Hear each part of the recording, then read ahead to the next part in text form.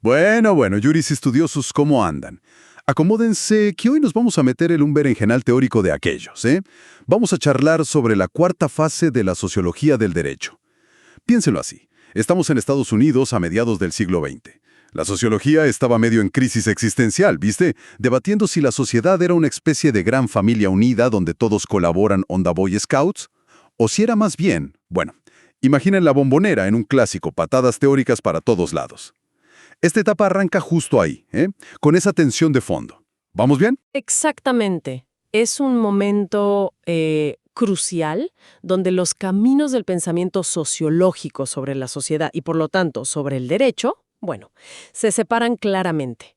Por un lado, una corriente que va a poner todo el énfasis en la cohesión, en cómo la sociedad se mantiene unida, en el orden, casi viéndola como un organismo vivo que busca siempre el equilibrio. Y por el otro, una mirada que va a clavar los ojos en las tensiones, en las luchas por el poder, en las desigualdades que parecen estar en la base misma de la estructura social. Tal cual. Y en este ring imaginario que nos armamos, tenemos dos pesos pesados. De un lado, un señor llamado Talcott Parsons, al que algunos bautizaron medio en serio, medio en broma, como el arquitecto del orden social. Un tipo que veía a la sociedad casi como un mecanismo de relojería suiza, ¿viste? Todo prolijito, cada pieza en su lugar, tic-tac, tic-tac. Sin duda, una figura central, tal vez la figura más influyente en la sociología académica norteamericana de mediados del siglo XX. Su ambición era enorme, Quería construir un modelo teórico súper abstracto, general, que pudiera explicar cómo cualquier sociedad logra mantenerse estable, cómo funciona ese orden, a pesar de la complejidad y los cambios. Proponía una visión muy estructurada, muy sistémica. Y en la otra esquina del ring, chan, Charles Wright Mills, el rebelde con causa, el enfant terrible de la sociología yankee, el tipo que básicamente lo miró a Parsons y le dijo: «Che, flaco, con todo respeto, bájate del pony. Esto no es tan armónico como vos decís. Es más bien una olla a presión que está por reventar en cualquier momento». Un crítico feroz, no solo de Parsons, sino de todo el establishment académico y social. Mills representa justamente esa reacción, esa corriente subterránea que empezó a cuestionar fuerte esa visión tan ordenada y, digamos, consensual que dominaba. Él puso sobre la mesa temas que eran bastante incómodos para la época: la concentración del poder en pocas manos, la manipulación ideológica y, sobre todo, la idea de que el conflicto no es una simple patología o disfunción del sistema, como parecía sugerir Parsons, no, sino que es el motor mismo de la historia y del cambio social. Uf, qué contraste. Bueno, entonces, la misión que tenemos por delante hoy, futuros colegas, es desarmar un poco estas dos miradas tan opuestas. Vamos a tratar de entender cómo cada uno veía la sociedad y, lo que más nos importa acá, qué lugar le daban al derecho en todo este esquema. ¿Se prenden? Arrancamos nomás. Empecemos por el campeón del orden, Talcott Parsons, 1902-1979. Ojo con este nombre, porque aunque hoy se lo critique mucho, fue quizás el sociólogo más influyente de su tiempo, el referente ineludible de lo que llamamos funcionalismo o estructura funcionalismo. Su proyecto era, como decíamos, muy ambicioso. Buscaba una teoría general de la sociedad, un marco conceptual único para entender la estructura social y la acción social. Ya en La estructura de la acción social de 1937 se veía esa intención, pero fue con El sistema social de 1951 donde realmente plasmó su visión sistémica. Quería crear una especie de mapa conceptual universal de la sociedad, digamos. A ver. Desmenucemos eso del sistema social según Parsons. ¿Cómo funcionaba esa máquina? Porque suena complejo. Mira, para Parsons, la sociedad es un tipo específico de sistema social. Y este sistema social, a su vez, es uno de los subsistemas dentro de un sistema más amplio llamado Sistema General de Acción. Ahí también está el organismo biológico, el sistema psíquico de la personalidad y el sistema cultural. Pero centrándonos en el sistema social, lo fundamental es que está compuesto por actores individuales que interactúan entre sí. Pero atención, no interactúan de cualquier manera, como en un carnaval caótico, Lo hacen siguiendo pautas, expectativas mutuas que están estructuradas en torno a roles. Y esos roles no salen de un repollo. sino que están definidos por las normas y los valores culturales que esa sociedad comparte. Es como si todos tuviéramos un libreto internalizado, ¿viste?, que nos dice cómo actuar en cada situación. Un libreto compartido. Me gusta esa imagen. Es clara. Pero si todos tenemos un libreto, ¿cómo se explica que a veces el teatro se prenda fuego? Digo, la gente no siempre sigue el guión, al pie de la letra, ¿o sí? ¿Cómo se mantiene el bendito equilibrio en esta obra social? Excelente pregunta. Ahí tocaste el corazón del funcionalismo parsoniano: la estabilidad y el equilibrio. Parsons se obsesionó con entender eso. Cómo los sistemas sociales logran mantenerse cohesionados y ordenados a pesar de las tensiones internas y las presiones externas. Identificó una jerarquía de componentes estructurales que, según él, aseguran esa estabilidad. Arriba de todo, en la cúspide de la pirámide, están los valores. Son las creencias y orientaciones más generales, ¿viste? Tipo la libertad, la igualdad, el progreso. Estos tienen el mayor poder de control e información. Debajo están las normas, que son reglas más específicas que traducen esos valores en pautas de conducta concretas para situaciones determinadas. Luego vienen las colectividades, que son los grupos organizados donde la gente interactúa. La familia, la empresa, el Estado, ponele. Y en la base están los roles, que es la forma específica en que cada individuo participa en esas colectividades, actuando según las normas y valores. Esta jerarquía, para Parsons, asegura que las acciones individuales, en general, no se desvíen demasiado de los principios que mantienen unido al sistema. Clarísimo. Una especie de cascada, donde lo más abstracto, los valores, va guiando lo más concreto, los roles. ¿Se entiende la estructura? Ahora, la pregunta del millón para nosotros, juris estudiosos. ¿Y el derecho? ¿Dónde lo enchufamos en toda esta maquinaria parsoniana? ¿Era un personaje principal? ¿Secundario? ¿Un extra? Parsons no le dedicó un libro entero exclusivamente al derecho, como sí hizo con otros temas, pero lo integró de manera fundamental dentro de su sistema general. Para él, el derecho es, y cito casi textualmente, el instrumento general más importante de integración y control social en las sociedades complejas. O sea, personaje principalísimo. Es el gran lubricante, el aceite que mantiene funcionando la maquinaria social sin que rechine demasiado, digamos.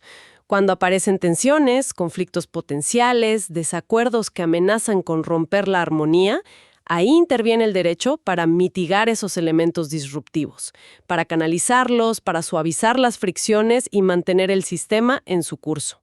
El gran pegamento social, entonces, para que la cosa no se vaya de mambo, digamos, para mantener a todos más o menos alineados con el libreto. Exactamente esa es la idea central.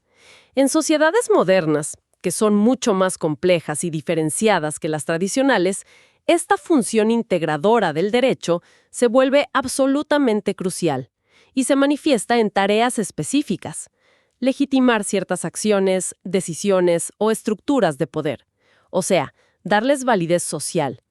También interpretar las normas para que todos las entiendan de forma similar y sepan a qué atenerse. Y sancionar a quienes se desvían de esas normas, la función represiva, de control, y resolver disputas entre los miembros de la sociedad, la función jurisdiccional. Todas estas funciones, vistas desde Parsons, apuntan a un mismo objetivo: mantener la cohesión, el orden, el equilibrio del sistema social. Entiendo. Suena todo muy lógico, muy armónico, ¿no? Un sistema que se autorregula, con el derecho como garante del orden. Casi demasiado perfecto, diría yo, tan redondito que, como decimos acá, da para sospechar. Y parece que no fui el único desconfiado, porque sobre todo allá por los años 60, con toda la movida de derechos civiles, las protestas contra Vietnam, el feminismo, como que este modelo tan equilibrado empezó a hacer agua, ¿no? Efectivamente. La obra de Parsons, a pesar de, o quizá precisamente por, su enorme influencia y su pretensión de universalidad, fue objeto de críticas muy, muy duras, y desde varios ángulos. Podemos agruparlas en 4 críticas principales que le llovieron, sobre todo a partir de los 60.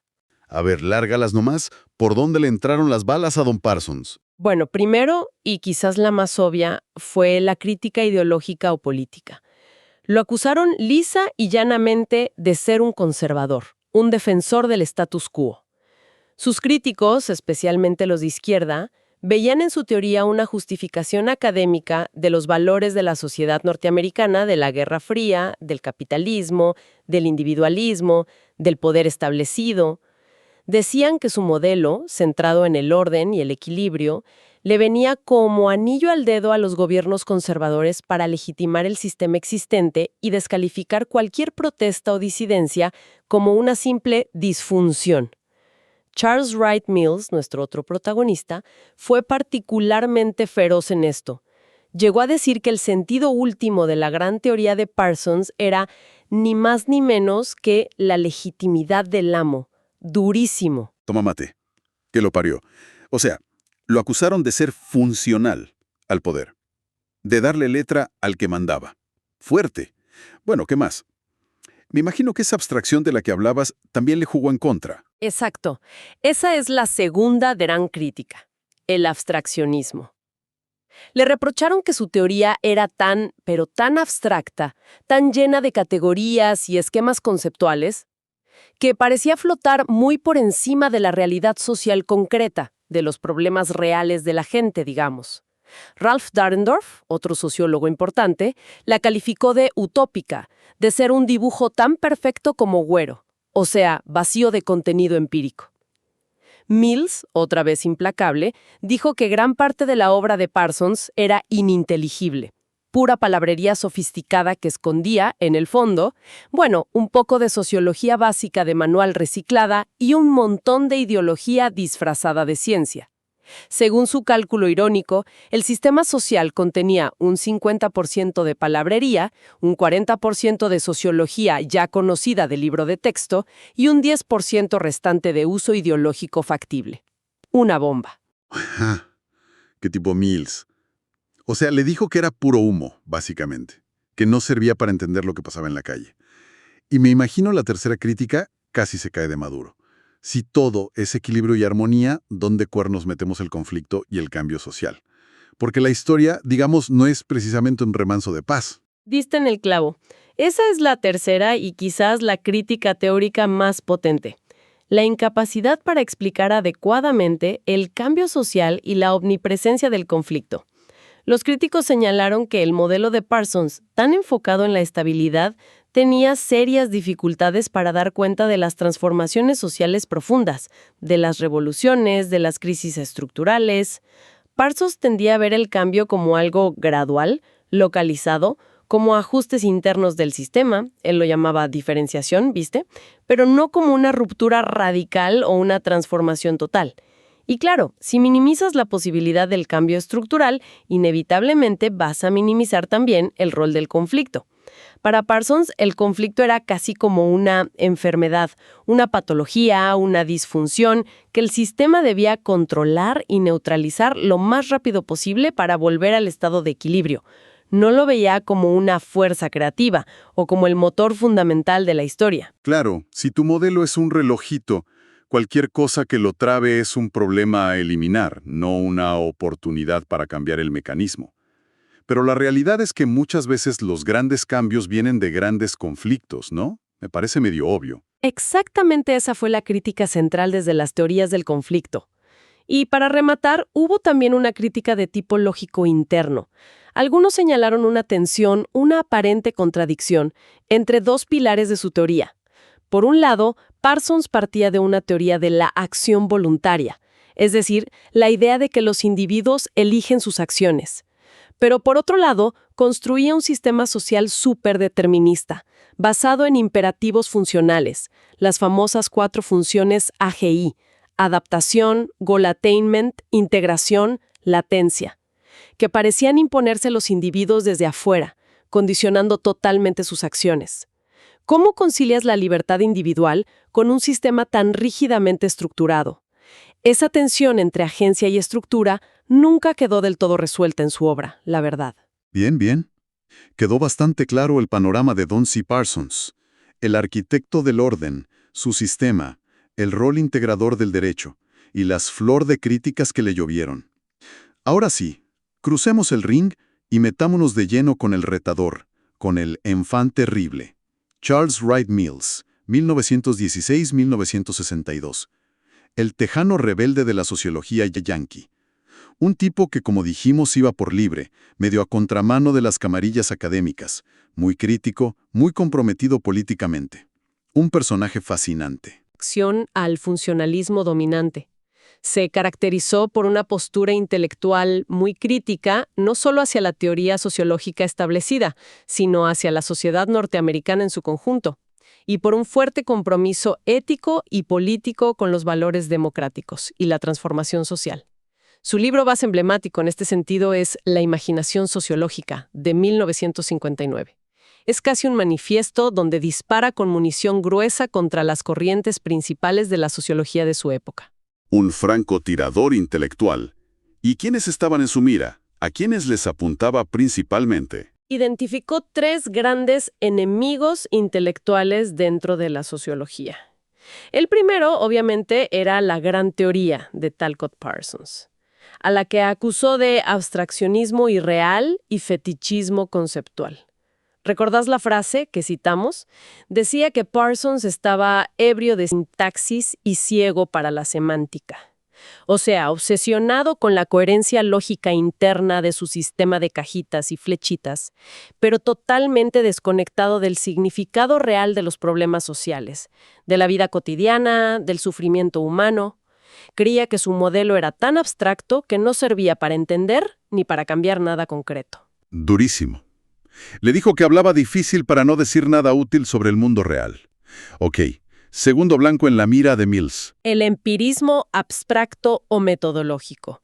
Acá criticaba a otra corriente muy influyente en la época, a aquellos sociólogos que se dedicaban casi exclusivamente a recolectar datos, a hacer encuestas sobre temas muy específicos y limitados, a medir con precisión detalles a veces insignificantes de la realidad social, lo que él llamaba el fetichismo del método.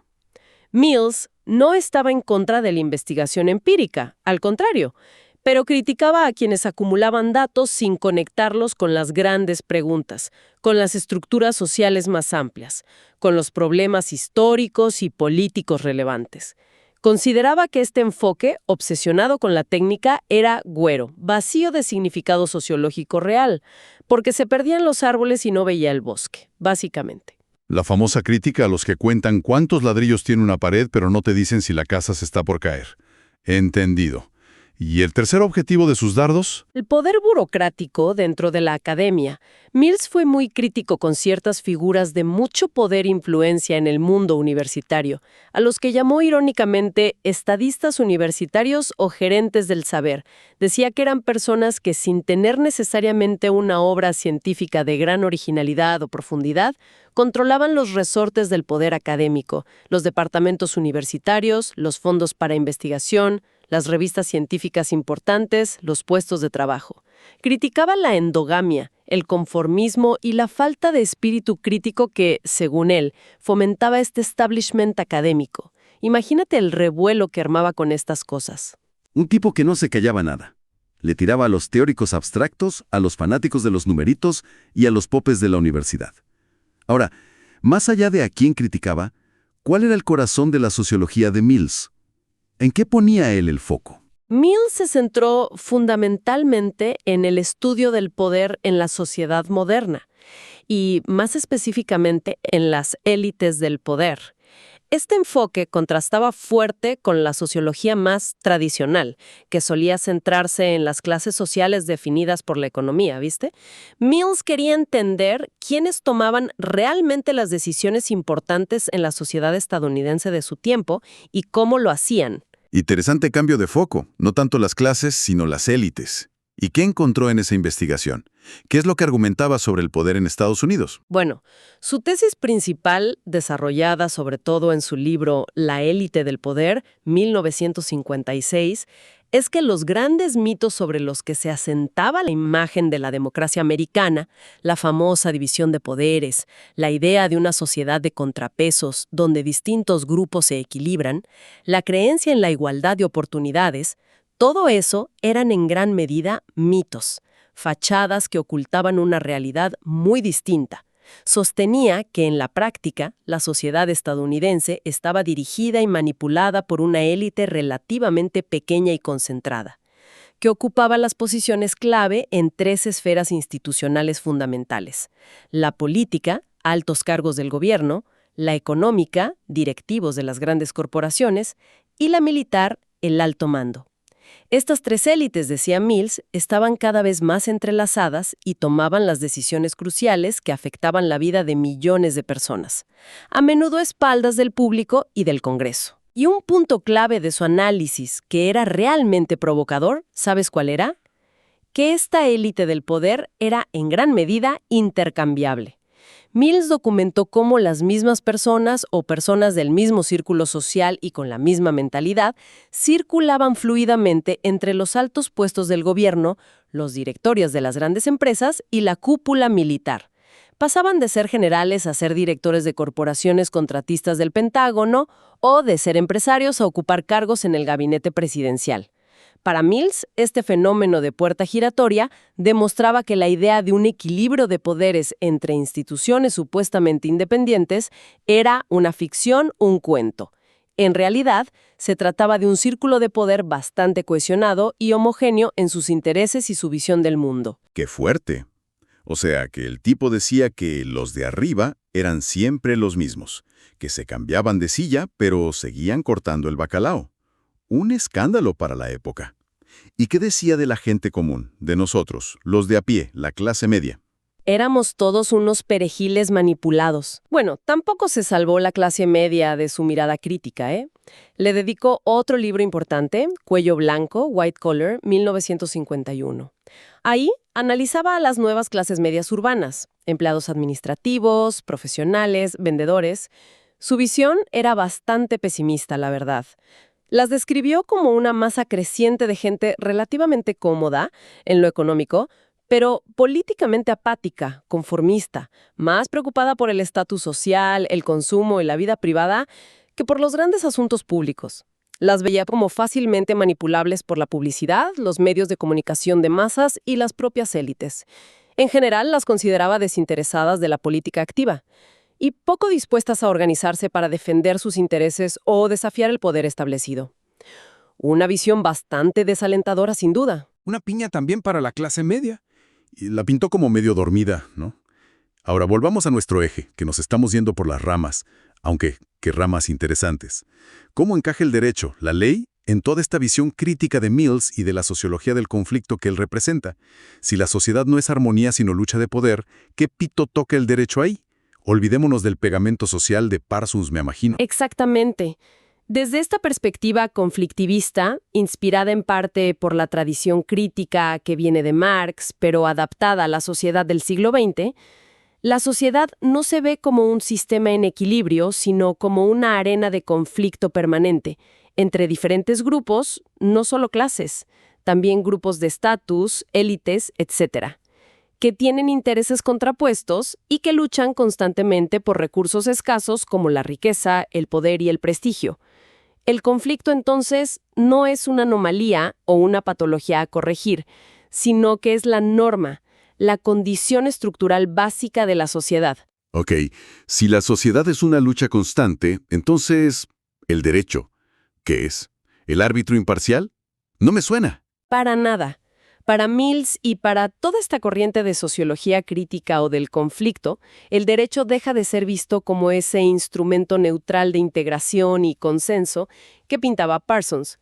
Por el contrario, se lo interpreta fundamentalmente como un instrumento de coacción, como una herramienta clave utilizada por las clases o élites dominantes para mantener su poder, para imponer su voluntad sobre los otros grupos y para legitimar, es decir, para disfrazar y hacer aceptable, su dominación y sus propios intereses particulares como si fueran el interés general de toda la sociedad. Acá la palabra clave no es consenso, sino coacción, dominación, imposición. El orden social no se basa en un acuerdo voluntario, sino en la capacidad de los grupos dominantes de imponer las reglas del juego, y el derecho es una de las herramientas más efectivas para hacerlo. Y el conflicto, lejos de ser una disfunción, es visto como el motor fundamental del cambio social, la fuerza que impulsa las transformaciones históricas. Chan. ¿Qué diferencia abismal, o sea, el derecho como un arma más en la lucha por el poder? Y si no me falla la memoria del outline que preparamos, Mills y esta gente también le apuntaron a los abogados, jueces y toda corporación judicial, ¿no? Metieron el dedo en la llaga y también. Dar una mirada muy escéptica y desconfiada sobre el rol real de las profesiones jurídicas en la sociedad. Argumentaban que, más allá de las buenas intenciones individuales que pudieran tener, los abogados, los jueces, los fiscales y todo el aparato legal en su conjunto terminan funcionando muchas veces de manera no intencionada o incluso inconsciente como colaboradores necesarios en el mantenimiento de las estructuras de poder y desigualdad existentes. Señalaban, por ejemplo, cómo el lenguaje técnico del derecho lo hace inaccesible para la mayoría, cómo los costos de litigar hacen que el acceso a la justicia sea tremendamente desigual, cómo las leyes, aunque parezcan neutrales en el papel, a menudo reflejan y protegen los intereses de los grupos económicos y políticos más poderosos. Cómo los abogados más prestigiosos y caros suelen trabajar para las grandes corporaciones o el Estado, y no para los ciudadanos comunes o los grupos desfavorecidos. En fin, veían al sistema legal no como un garante de la igualdad, sino como un mecanismo que en la práctica tiende a reproducir y legitimar las desigualdades sociales. Yuris estudiosos, para ir redondeando que se nos va la hora. Creo que quedó claro que tenemos dos radiografías totalmente opuestas de la misma sociedad y del mismo fenómeno jurídico. Dos miradas que nos pintan cuadros casi antagónicos. Exacto. Por un lado, tenemos a Parsons y toda la tradición funcionalista, con su visión centrada en el orden, la estabilidad, el equilibrio, el consenso.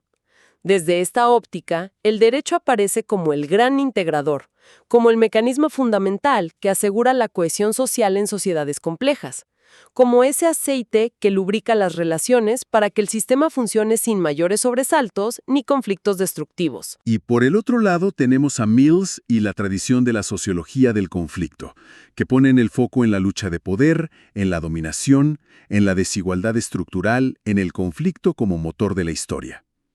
Desde acá, el derecho se ve de una manera radicalmente distinta, como una herramienta clave en manos de las élites, como un instrumento de coacción y de legitimación ideológica para mantener el control, para perpetuar los intereses de los que están arriba, y para gestionar, no necesariamente resolver, los conflictos de una manera que no amenace el orden dominante. Principio, como dos directores de cine mirando la misma escena social compleja.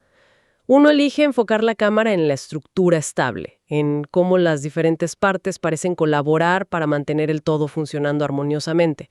El otro, en cambio, decide poner el zoom en las tensiones latentes, en las luchas subterráneas por el poder, en cómo unos grupos imponen sus condiciones sobre otros, usando incluso las reglas del juego, el derecho, para mantener su ventaja. Clarísimo. Dos miradas que, aunque simplifiquen un poco la realidad, nos obligan a pensar y a cuestionar nuestras propias ideas sobre la sociedad y el derecho.